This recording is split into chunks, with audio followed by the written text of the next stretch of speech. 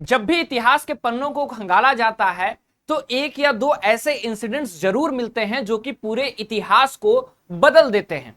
ये ऐसे इंसिडेंट्स रहते हैं जो कि इतिहास में होने वाले जो भी कार्य हों या फिर जो भी एक्शंस हों वो पूरी तरह 360 डिग्री चेंज हो जाते हैं। इसी तरह भारत के भी इतिहास को जब आप पढ़ेंगे तो आपको 1764 और 1757 में हुए दो घटनाएं या फिर यूं कहें 1756 में हुई एक घटना जो कि 1757 और 1764 के दो युद्ध को अंजाम देती है, वो घटना पूरे इतिहास को बदल देती है। और शायद वहीं से द कॉलोनियल रूल या फिर ब्रिटिश रूल जो 200 साल तक भारत में शासन करता है उसकी शुरुआत होती है। जी हां, मैं ब्लैक होल ट्रेजेडी की बात कर रहा हूं, मैं बैटल ऑफ पलासी की बात कर रहा हूं, मैं बैटल ऑफ बक्सर की बात कर रहा हूं। ये तीन इंसिडेंट्स जो कि भारत के इतिहास को पूरी तरह से बदल देती है। क्या था बैटल ऑफ पलासी? कैसे सिराजुद्दौला और रॉबर्ट क्लाइव के बीच युद्ध होता है जिसमें रॉबर्ट क्लाइव जीतते हैं और वही रॉबर्ट क्लाइव को बाद में East India Company governor of Bengal बनाती है। क्या था ब्लैक होल ट्रेजेडी? जहां पे फोर्ट विलियम को कैप्चर करने के बाद 146 बंधकों को बंधक बना करके 123 से ज्यादा बंधक मृत पाए जाते हैं। क्या था बैटल ऑफ बक्सर? जबकि अवध के नवाब, बंगाल के नवाब और शाह आलम टू जो कि मुगल एम्परर के राजा रहते हैं वो मिलते हैं बक्सर में और फिर लड़ाई होती है ईस्ट इंडिया कंपनी से जिसको लीड करते हैं हेक्टर मुनरो। और क्या था इलाहाबाद का ट्रिटी, उसको विस्तार से हम इस छोटे से वीडियो में कवर अप करने जा रहे हैं। नमस्कार, स्वागत है आपका हमारे इस ऑनलाइन लर्निंग प्लेटफॉर्म पे। उम्मीद करता हूं कि आप बढ़िया होंगे, मस्त होंगे और अपनी तैयारी को अच्छी तरीके से कर रहे होंगे। तो आज मैं कुछ इंसिडेंट्स को बताऊंगा। उससे पहले अगर आपने हमारे कोर्स में इनरोल नहीं किया है तो आप जितनी जल्दी हो सके नीचे दिए गए नंबर पे कांटेक्ट करके कोर्स में इनरोल कर सकते हैं। बात करते हैं battle of Plassey, battle of Buxar और black hole tragedy of Calcutta के बारे में। अगर हम इतिहास के पन्ने को खंगाले तो मुझे लेकर के चलना पड़ेगा आपको 1600 में, 1600 एडी, जब ईस्ट इंडिया कंपनी को रॉयल चार्टर दिया जाता है क्वीन एलिजाबेथ के द्वारा और कहा जाता है कि आप जाइए और ईस्ट की तरफ व्यापार कीजिए, मोनोपोली दी जाती है। और 1608 में अराइव होता है ईस्ट इंडिया कंपनी का सूरत में। ईस्ट इंडिया कंपनी बेसिकली तीन जगहों को, अगर बॉम्बे, मैड्रास और बंगाल, तीन जगह अपनी प्रेसिडेंसी बनाती है और यहां से अपने पूरे ट्रेड को वो कंट्रोल करती है। अगर आप तीनों जगहों को देखिए तो तीनों जगह जो हैं वो ओशियन के बहुत नजदीक हैं, जो कि ट्रेडिंग के लिए बहुत अच्छा या फिर यूं कहें बहुत सही, फायदेमंद होता है। और आपको मैं बताऊं तो धीरे धीरे क्या हो रहा है, मुगल एम्परर अभी तक, जब 1608 में वो आते हैं जहांगीर के शासन में, तो मुगल एम्परर अभी भी एक स्ट्रॉन्ग इंपायर है। लेकिन जैसे ही 1707 में औरंगजेब की डेथ होती है वैसे ही ये मुगल एम्परर या फिर जो इंपायर है, जो साम्राज्य है, वो डिक्लाइन की तरफ जाता है। जैसे ही मुगल साम्राज्य डिक्लाइन की तरफ जाता है और उसकी शक्तियां कम होने लगती हैं, जितने प्रांत रहते हैं वो अपने आप को आजाद घोषित करते हैं। और ठीक उसी तरह बंगाल भी अपने आप को आजाद घोषित करता है। जब बंगाल अपने आप को आजाद घोषित करता है तो वहां के नवाब मुर्शीद कुली खान वहां की सत्ता को संभालते हैं, बंगाल की सत्ता को संभालते हैं। और अंततः 1756 में, 1756 में मुर्शीद कुली खान से उनके बेटे सिराजुद्दौला वो सत्ता अपने पास लेते हैं। 1756 में सिराजुद्दौला जब नवाब ऑफ बंगाल बनते हैं तो ये जो अपनी नई नीति है वो फ्रेंच की तरफ रुख लेते हैं। मतलब इनकी जो नई पॉलिसीज रहती है वो प्रो फ्रेंच पॉलिसीज रहती है, प्रो ब्रिटेन पॉलिसी नहीं रहती है।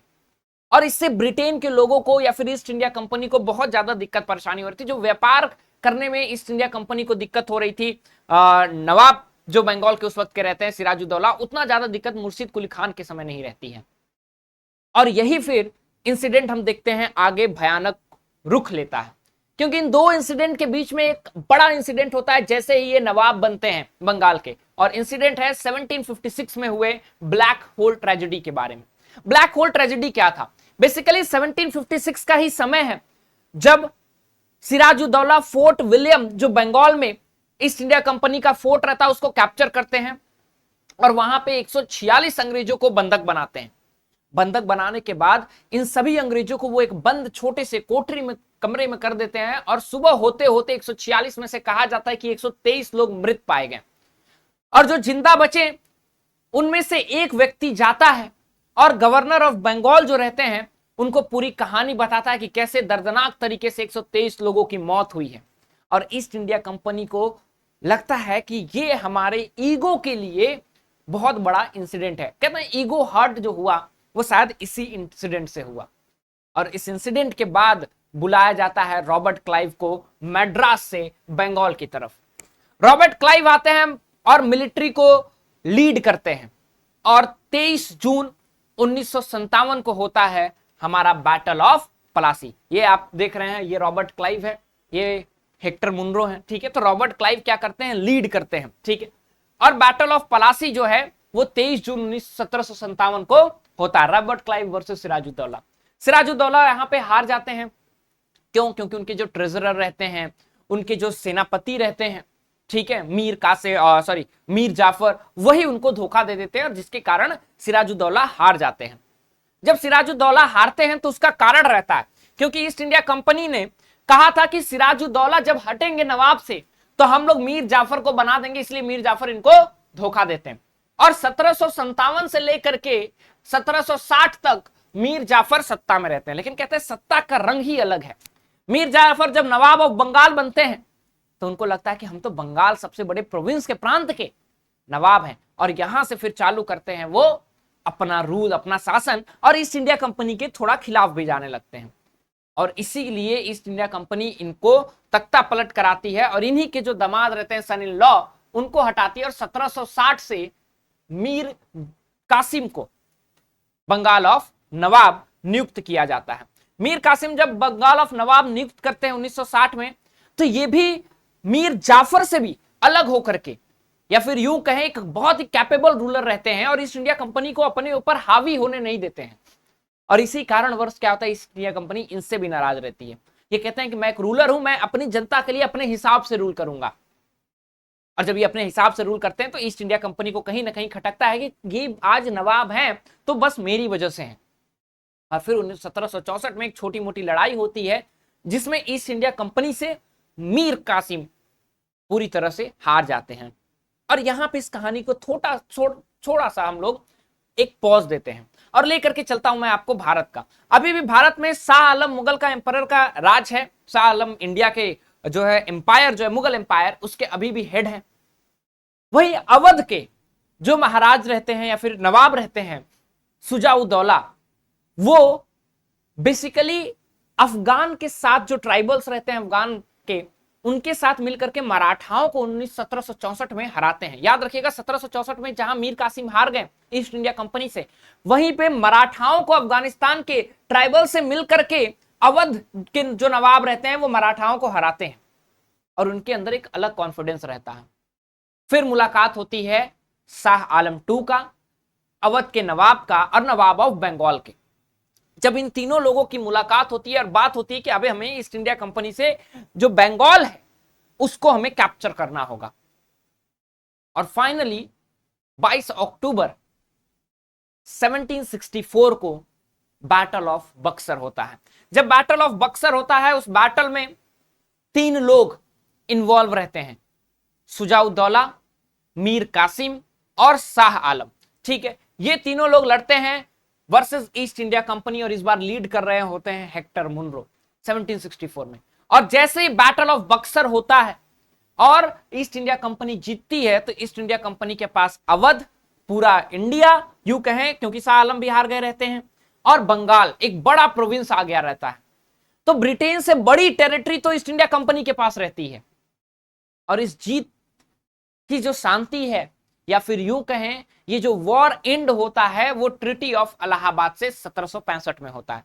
1765 में रॉबर्ट क्लाइव जो गवर्नर बना दिए गए रहते हैं बंगाल का, क्योंकि वो जो पलासी का युद्ध जीतते हैं उसके बाद उन पर बहुत ट्रस्ट दिखाया जाता है और बंगाल के नवाब बनते हैं, बंगाल के गवर्नर बनते हैं। जो बंगाल प्रोविंस है उनका प्रेसिडेंसी है वहां के। तो बेसिकली वहां से रॉबर्ट क्लाइव और शाह आलम के बीच में हस्ताक्षर होता है, ट्रीटी ऑफ इलाहाबाद होता है। ट्रीटी ऑफ इलाहाबाद में सबसे बड़ी चीज लेकर के आती है ट्रीटी, क्या कि जो निजामत है, जो एडमिनिस्ट्रेशन है वो बंगाल की एडमिनिस्ट्रेशन, बक्सर अवध की एडमिनिस्ट्रेशन बेसिकली किसके पास रहेगी? वहां के नवाब के पास रहेगी। लेकिन जो रेवेन्यू कलेक्शन है, दीवानी राइट्स है, वो ईस्ट इंडिया कंपनी के पास आ जाएगी। मतलब कि जितना पैसा है वो सारा का सारा ईस्ट इंडिया कंपनी के पास कलेक्शन होगा। और रूल कौन करेगा? नवाब। नवाब एक नॉमिनल हेड बन करके रह जाएगा और real head east India company बनेगी। और फिर आता है बंगाल का सबसे बड़ा फैमाइन, जहां पे लगभग 70% बंगाल की आबादी मर जाती है, डेथ हो जाती है। और फिर लोन के लिए ब्रिटेन की पार्लियामेंट में दरखास्त करती है ईस्ट इंडिया कंपनी। और ये सारी चीजों को देखते हुए ब्रिटेन की पार्लियामेंट 1773 में लेकर के आती है regulating act of east India company 1773। और यहां से डेवलपमेंट होता है भारत के संविधान का, historical evolution of the Indian constitution. और इस पे नया वीडियो आप लोगों को मिलेगा इस सीरीज में। उम्मीद करता हूं ये वीडियो आपके लिए इंटरेस्टिंग रहा होगा, ये कहानी आपके लिए इंटरेस्टिंग रही होगी। इसी तरह मैं नई नई कहानियां जो कि इतिहास के पन्नों में आपके एग्जामिनेशन सिलेबस से जुड़ी हुई है वो लेते आऊंगा और आपके लिए वो हेल्पफुल रहेगी। तो आप चाहें तो इससे नोट्स बना सकते हैं। और आपका अगला किस इंसिडेंट पे मन कर रहा है वीडियो देखने का, आप कमेंट सेक्शन में जरूर बताएं। मैं उस पे भी जिस सब्जेक्ट का या फिर जिस टॉपिक पे सबसे ज्यादा कमेंट रहेगा मैं उस पे जरूर ये वीडियो बनाऊंगा। मिलते हैं अगली क्लास में। Till then, thank you so much.